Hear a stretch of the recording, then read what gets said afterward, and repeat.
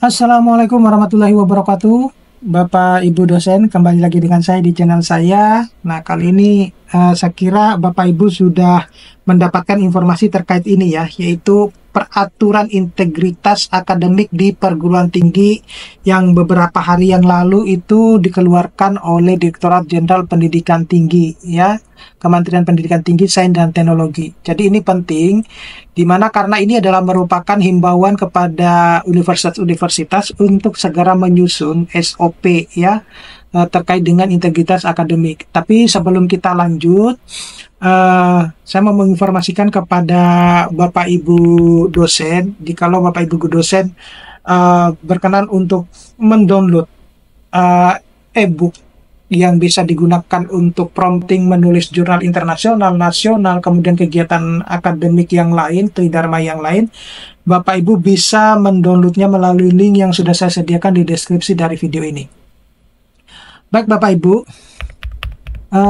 ini adalah surat yang diedarkan oleh pemerintah atau Kementerian Pendidikan Tinggi, Sains dan Teknologi terkait dengan integritas akademik perguruan tinggi, karena sepertinya masih banyak dosen-dosen kita itu lebih belum memahami yang namanya integritas akademik ya. Ini penting karena kita sebagai seorang dosen itu tidak boleh lalai terhadap yang namanya integritas akademik di perguruan tinggi ya. Jadi apa yang saja yang dibahas di dalam integritas akademik itu, nah integritas di dalam yang umum ya yang dibahas itu adalah salah satunya adalah bersifat kebenaran, keadilan, kejujuran ya di lingkungan akademik. Nah itu yang harus dijunjung tinggi ya. Ya, termasuk misalnya di dalam kita mempublikasikan artikel itu kita tidak boleh memanipulasi data, kemudian plagiarismenya itu harus diturunkan. Nah itu yang harus kita taati gitu. Nah berbicara tentang plagiarism, sebenarnya di download yang sudah saya sediakan itu juga ada promptingnya di situ. Itu yang biasa pakai, sehingga kalau saya sejujurnya ketika menulis artikel ilmiah dengan prompting itu saya tidak lagi pernah mengecek Turnitin ya, mengecek similarity artikel saya ya sebelum saya sabit aja, karena itu secara otomatis dia akan memparaphrase gitu ya. Kalau Bapak Ibu sering mengikuti webinar-webinar saya terkait dengan penulisan artikel ilmiah, itu saya langsung kopas gitu ya gitu. Jadi saya tidak pernah khawatir dengan Turnitinnya, saya tidak pernah khawatir dengan AI detektornya gitu ya. Alhamdulillah ya selama ini ya fine aja gitu. Nah itu yang kita perlu ini ya, kita perlu skill khusus lah untuk bisa mencapai hal tersebut gitu. Tetapi saya juga masih dalam proses belajar. Nah terlepas dari ini Bapak Ibu, bahwasanya seperti yang sudah saya sampaikan tadi, bahwa kita itu sepertinya masih terus belajar berbicara terkait dengan integritas akademik dosen ya, bahkan integritas akademik mahasiswa, integritas akademik perguruan tinggi, artinya yang berkaitan dengan dunia akademisi di universitas gitu. Nah kalau kita baca di sini Bapak Ibu ya, secara garis besar, jadi perguruan tinggi itu yang belum memiliki peraturan mengenai integritas akademik itu wajib menyusun dan menetapkan peraturan mengenai integritas akademik gitu ya. Nah, kenapa demikian? Karena memang kalau kita mengacu kepada Kepmendikbud nomor 500 tahun 2024, bahwa universitas itu kan diberikan otonom ya, jadi bebas ya. Jadi hal yang paling sederhana Bapak Ibu sebenarnya bisa mengacu kepada peraturan Permendikbud nomor 44 tahun 2024 yang sempat di hold ya kemarin, kemudian sepertinya akan dilanjutkan lagi.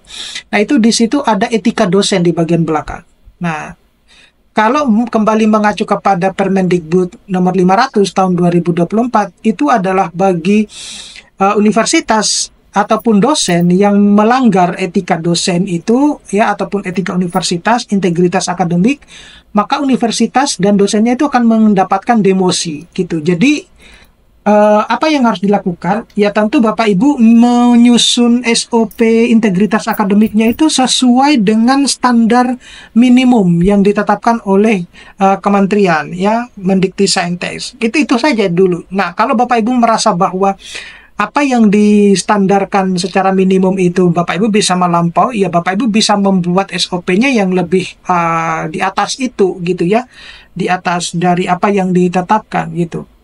Nah, ini menjadi tugas tambahan buat teman-teman dosen ya untuk menyusun SOP integritas akademik ya, karena ini ya bukan sebenarnya tugas-tugas semua, tetapi harus ada yang mendriver ya. Kalau tidak ada yang mendriver ya kita akan tertinggal kalau ternyata dosen-dosennya itu belum, atau universitasnya lah, belum menyusun SOP terkait dengan integritas akademik. Jadi sekali lagi bahwa berbicara tentang integritas akademik di universitas atau di perguruan tinggi, berarti kita berbicara tentang prinsip-prinsip moral yang ditetapkan dalam lingkungan akademik, ya, terutama yang kita berkaitan dengan kebenaran, keadilan, dan juga kejujuran. Nah, sayangnya kalau ini tidak lahir, maka kedepannya itu akan muncul banyak generasi-generasi yang tidak jujur, tidak benar, tidak adil, yang pada akhirnya berdampak pada meningkatnya jumlah korupsi di Indonesia.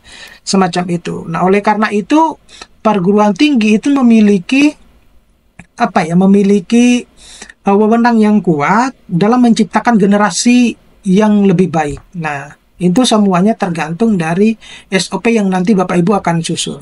Kemudian yang kedua, perguruan tinggi itu yang sudah memiliki peraturan mengenai integritas akademik itu wajib menyesuaikan dengan ketentuan dan peraturan menteri ini paling lambat 1 tahun sejak peraturan menteri ini diundangkan.